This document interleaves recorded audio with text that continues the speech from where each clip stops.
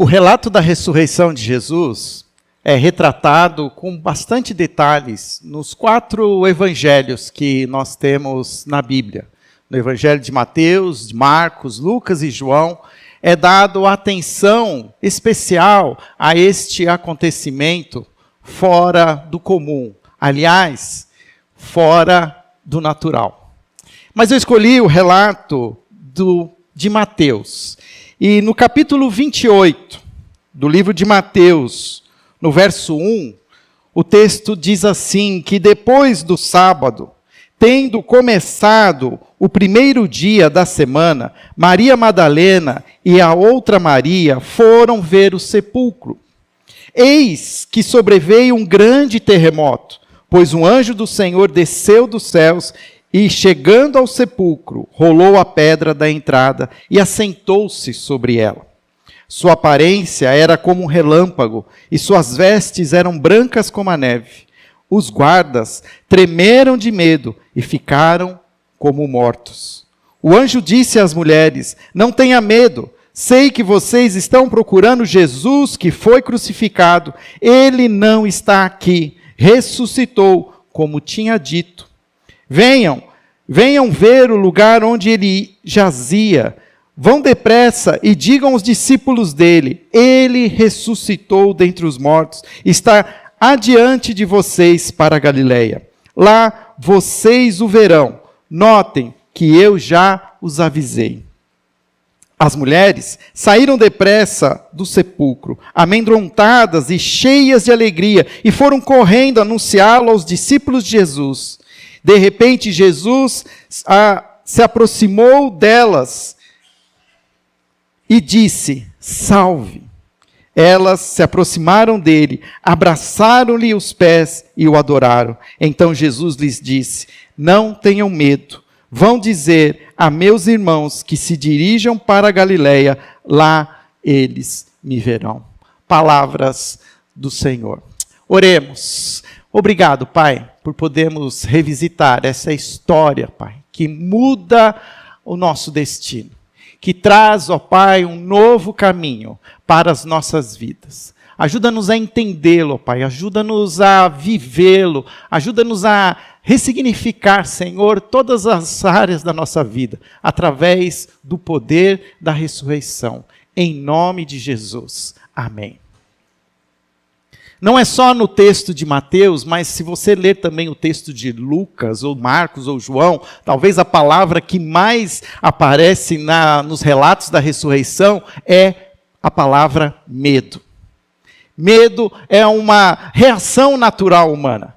Toda vez que nós somos confrontados com algo que não esperamos, com algo que não sabemos, ou que nunca de fato ouvimos falar e de repente está diante de nós, é natural sentirmos medo.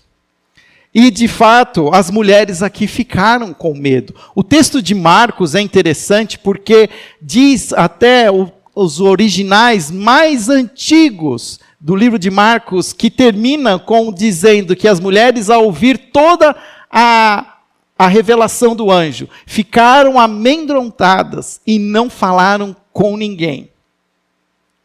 Nós sabemos que, de fato, no final elas falaram, mas houve aquele impacto, houve algo que tirou o chão delas. Elas se prepararam para ir a encontrar um corpo, levaram perfumes, unguento, para ungir e talvez fazer uma última homenagem àquele que de fato havia mudado a história e a vida daquelas mulheres. Mas elas não imaginavam o que elas viriam e poderiam experimentar.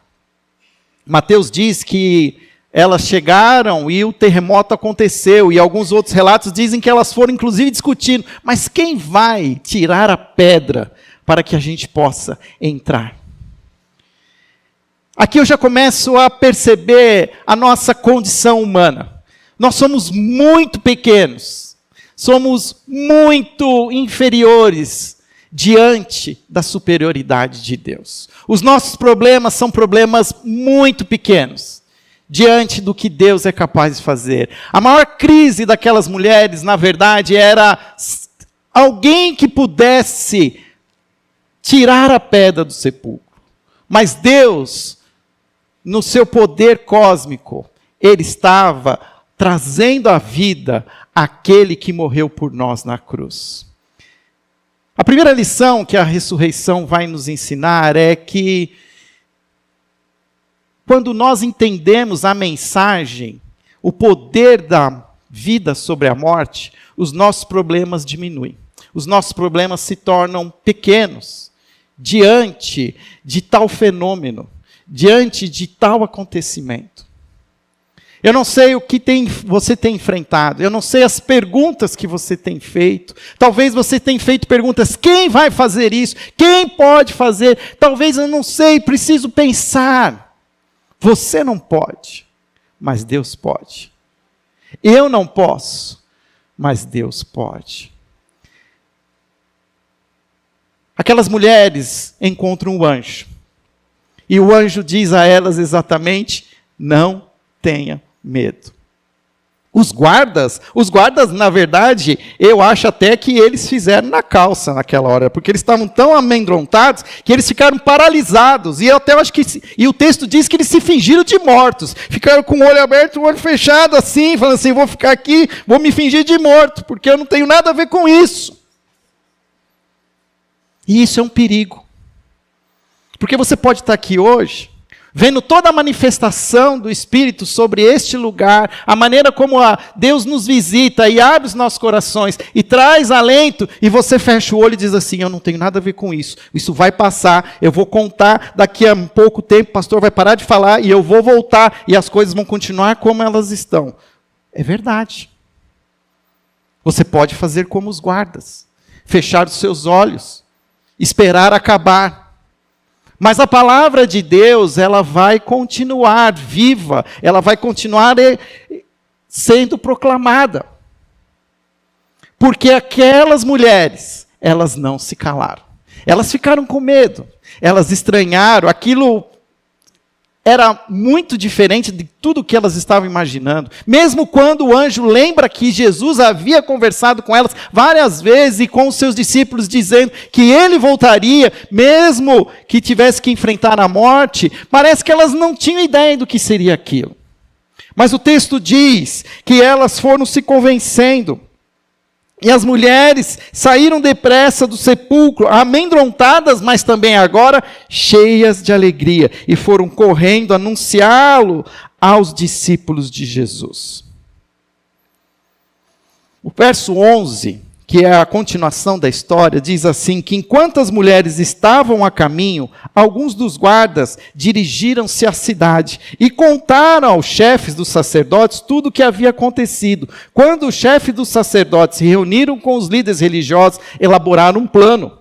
Deram aos soldados grande soma de dinheiro e dizendo-lhes: vocês devem declarar o seguinte: os discípulos dele vieram durante a noite e furtaram o corpo, enquanto estávamos dormindo. Se isso chegar aos ouvidos do governador, nós lhe daremos explicações e livraremos vocês de qualquer problema. Assim os soldados receberam dinheiro e fizeram como tinham sido instruídos. E esta versão se divulgou entre os judeus até o dia de hoje.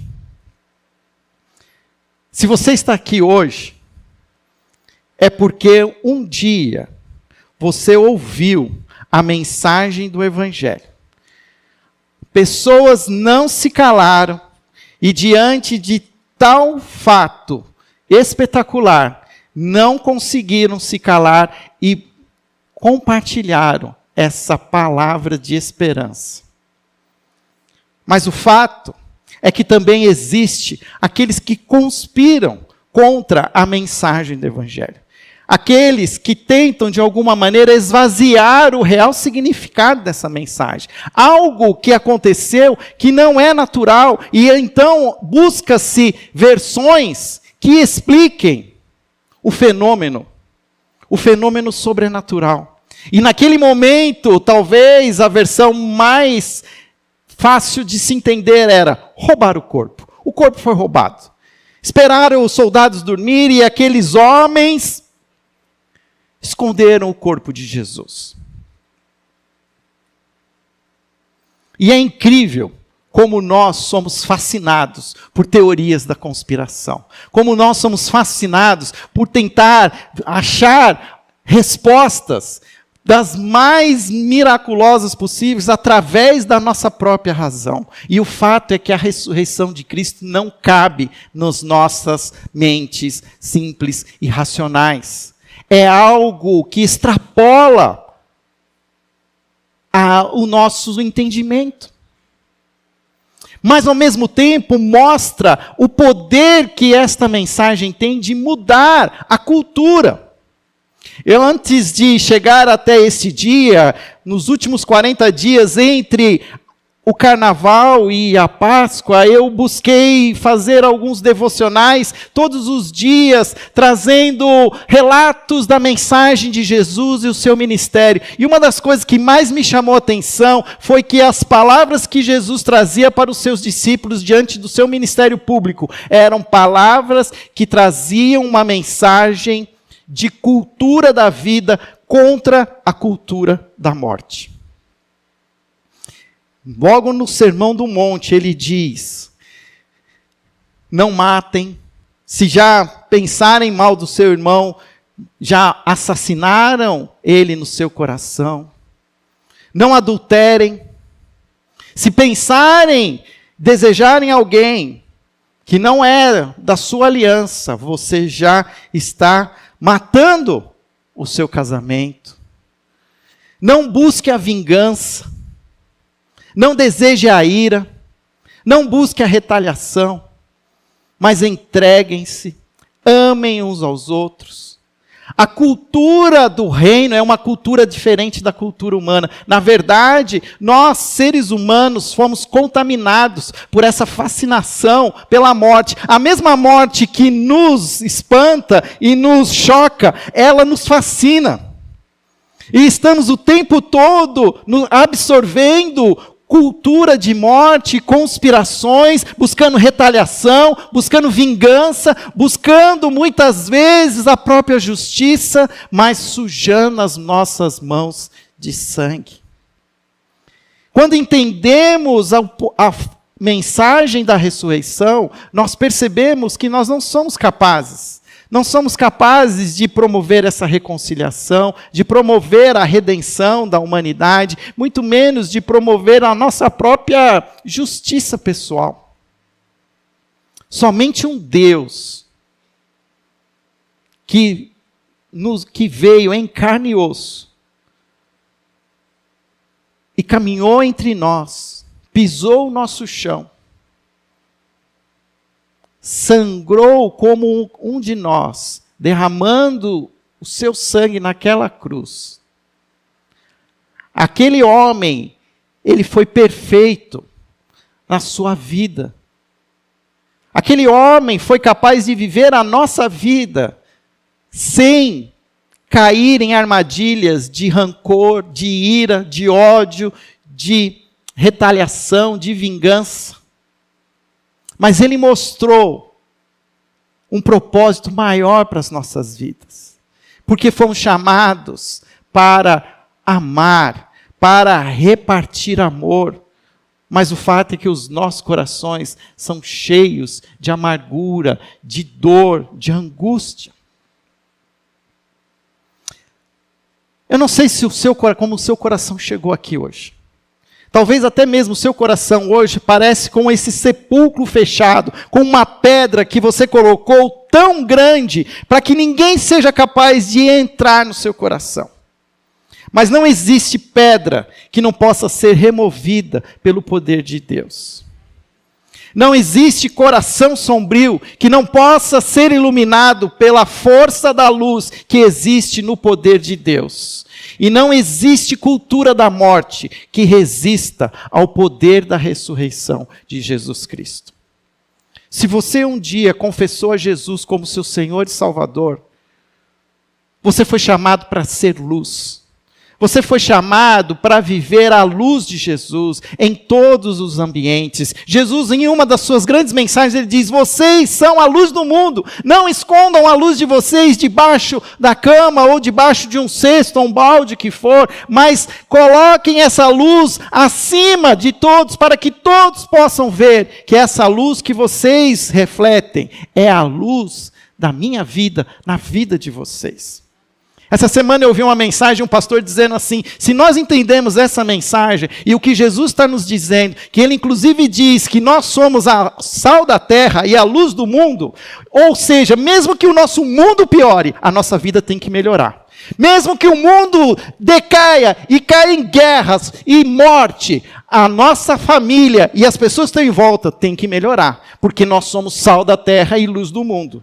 E essa luz não é minha, essa luz é de Cristo. A luz de Cristo que reflete sobre as sombras da morte e traz vida todos os dias. Por isso faz sentido estar aqui hoje. Por isso faz sentido acordar cedo num domingo e se reunir como igreja, porque nós temos uma razão para viver. Vivemos à luz de Jesus todos os dias.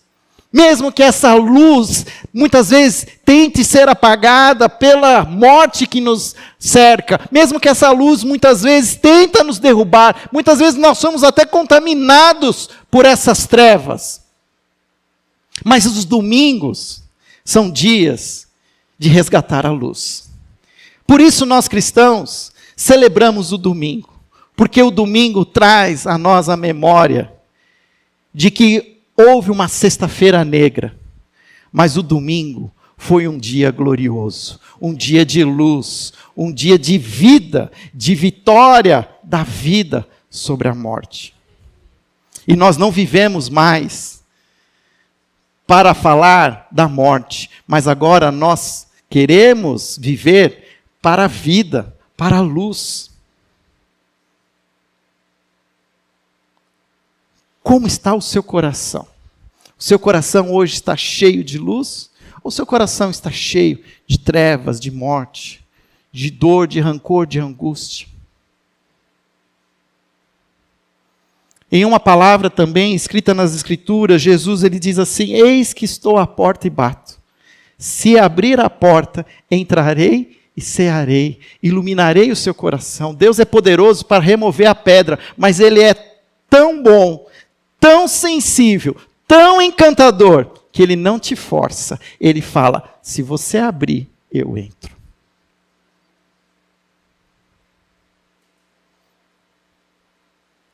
Curioso que aquelas mulheres, elas foram atrás da morte. E elas foram surpreendidas pela vida. Você tem buscado a morte? Você tem buscado se alimentar de notícias de morte? Você tem buscado se entreter com teorias de conspiração, com coisas sobrenaturais? Agora tem uma série nova, eu sou muito ligado com séries. Mas agora o que eu faço? Eu ouço os podcasts para ouvir primeiro. Aí começaram a falar que entra extraterrestre no negócio. Aí eu falei: pode parar. Isso não é verdade, isso não existe. Eu não vou gastar meu tempo com essas coisas. Porque o meu coração é um coração onde Jesus habita, e eu quero que meu coração seja um coração de luz e não de trevas, não cheio de teorias da conspiração. Somos capazes de falar sobre N fantasias, N situações cinematográficas, e nós não somos capazes de falar da grande vitória de Jesus sobre a morte naquele dia, num domingo tão especial. Que você comece, renove a sua aliança com Deus hoje. Todo domingo é um dia de renovarmos a nossa aliança com Deus.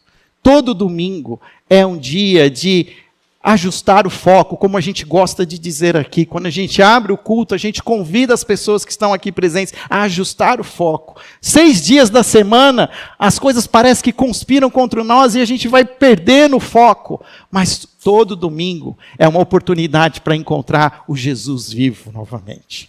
E eu creio que Jesus está aqui, porque Ele mesmo declarou, onde estiverem 2 ou 3, ali eu estaria com vocês. E eu falo uma coisa para vocês, Jesus já estava aqui antes de qualquer um de nós, Ele já estava aqui a nos esperar, e Ele sabia que a gente estava aqui, e Ele está aqui hoje, querendo voltar para a sua casa. Ele quer ir com você para a sua casa, para a sua rotina. Ele quer ser essa luz que vai inundar a sua vida e vai te trazer nova esperança, novas perspectivas, novos sonhos, novas realidades. Diz no cancioneiro popular que a gente tem que andar com fé, porque a fé não costuma falhar. Na verdade, quem não falha é Jesus. E só a fé em Jesus, a fé na ressurreição dos mortos, é a fé que é capaz de combater e vencer todo o mal que habita na face da terra. Por isso a gente segue em frente. Hoje de manhã, eu tenho um gato que gosta de passear que nem cachorro. Aí eu solto ele fica andando, e eu fiquei sentado, e eu pus um banco e uma cadeira de praia, pus a Bíblia e fiquei lá. Enquanto o gato passeava, eu fiquei olhando o céu, lendo a Bíblia. Mas tem uma hora que eu levantei, eu fui para frente, assim, fora do telhado, e comecei a olhar aquele céu azul. E a vizinhança estava em silêncio. Não tinha um ruído. Mas eu agradeci a Deus, porque quando raiou aquele dia, Jesus não estava mais morto, Ele estava vivo. E todos os dias a misericórdia do Senhor se renovam sobre nós. Todos os dias que você olhar para o céu, você pode ter certeza que o Senhor está te dando mais uma chance para viver a luz. Não desperdice a luz que Ele entrega para você. Entrega o teu caminho ao Senhor, confia nele e o mais Ele fará. Ah, mas tem uma pedra que eu não sei remover. Jesus remove. Ah, mas tem um caminho de morte que eu não quero enfrentar. Caminhe com Jesus, ainda que ande pelo vale da sombra da morte. Não temerás mal algum, porque eu estarei contigo. Jesus se declara, eu sou o caminho, a verdade e a vida. Ninguém vem ao Pai a não ser por mim. E o que a gente vai ouvir lá fora é que existem caminhos, existem verdades, existem experiências de vida. Mas não se engane. Nada é capaz de resolver a maior expressão que o mal já fez, que é a morte. A maior expressão do mal é a morte. E somente Jesus foi capaz de eliminar a morte das nossas vidas. Que você e eu não tenhamos medo. Possamos até ser assombrados e até muitas vezes assustados com as notícias de morte e de trevas, mas que nós possamos lembrar que em nós habita a luz, que tem poder sobre as trevas, que tem poder sobre a morte. Jesus declarou naquele dia em que Ele trouxe a vida a Lázaro novamente, eu sou a ressurreição e a vida. Quem crê em mim, ainda que morra, viverá. Você crê nisso? Ele fez essa pergunta para Maria, para Marta. Marta estava toda brava com Jesus. Você não demorou muito, olha o que aconteceu.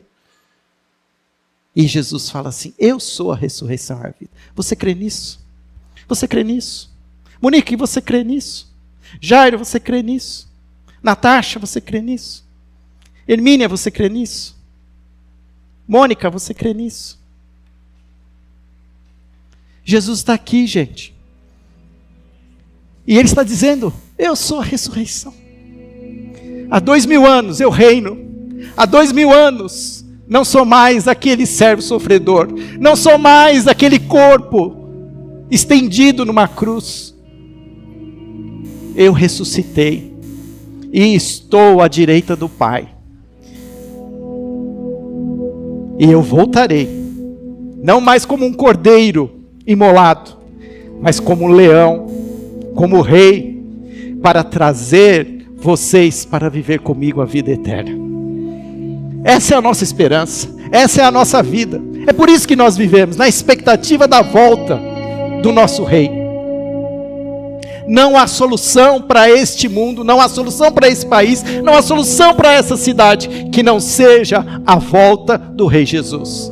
E é por isso que a gente está aqui hoje, porque a gente vai todos os domingos louvar a Deus até que Jesus volte, porque nós estamos na expectativa da volta do Rei.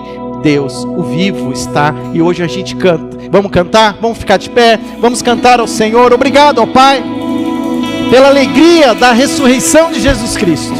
Obrigado, Senhor, porque mesmo quando somos assolados pelas notícias de morte, mesmo quando somos, Senhor, confrontados com a angústia e o medo, nós podemos olhar para Jesus, o autor e consumador da nossa fé. Senhor, livra-nos das conspirações, livra-nos, Senhor, das falsas doutrinas. Ajuda-nos, ó Pai, a viver a essência da salvação em Cristo Jesus, entregando os nossos corações e permitindo que Jesus reine em nossos corações. Que este domingo seja um domingo de mudanças, um domingo, Senhor, de renovação, de transformação, de reconciliação, de salvação. A Ti entregamos os nossos corações e oramos como o Senhor nos ensinou. Pai nosso que estais no céu, santificado seja o vosso nome. Venha a nós o vosso reino, seja feita a tua vontade. Teu é o nome, teu é o reino, teu é o poder. E a Ti nós entregamos, Senhor, as nossas vontades, porque tua é a vontade. E nós abrimos mão para sermos somente seus filhos amados, salvos em Cristo Jesus. Em nome dele nós oramos. Amém.